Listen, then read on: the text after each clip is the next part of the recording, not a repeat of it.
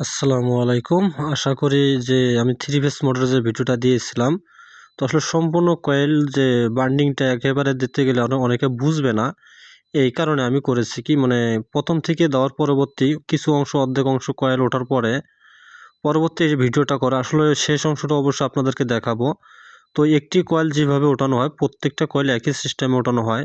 এই কারণে পুরো ভিডিওটা দিতে পারলাম না আপনাদেরকে।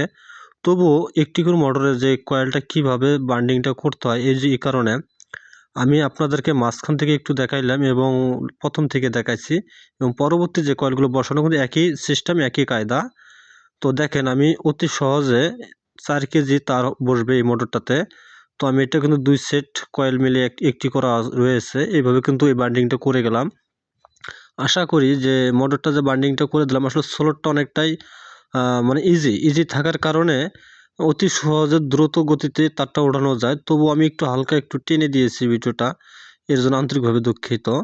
তো যাই হোক, যে সঠিকভাবে একটি মোটরের তার কিভাবে ওঠানো হয় সেটা আপনাদের মাঝে অবশ্যই তুলে ধরলাম। দেখুন, একেবারে ইজি মোটর এইভাবে উঠাইলাম। তো আশা করি পরবর্তী শেষের ভিডিওটা পেতে যারা থ্রি ফেজ মোটরের ভিডিওকে অনেক পছন্দ করেন, কয়েল ফাংশন বিষয়, অবশ্যই পরবর্তী ভিডিওগুলো পাবেন, ইনশাল্লাহ দিয়ে থাকবো। আর যারা আমার চ্যানেলটাকে সাবস্ক্রাইব করেছেন তাদেরকে অসংখ্য ধন্যবাদ। যারা এখনও করেননি তারা অবশ্যই চ্যানেলটাকে সাবস্ক্রাইব করে নেবেন, এবং পরবর্তী ভিডিও পেতে সকলে দেখতে থাকুন, পাশে থাকুন। ইনশাল্লাহ সকলের ভালোবাসায়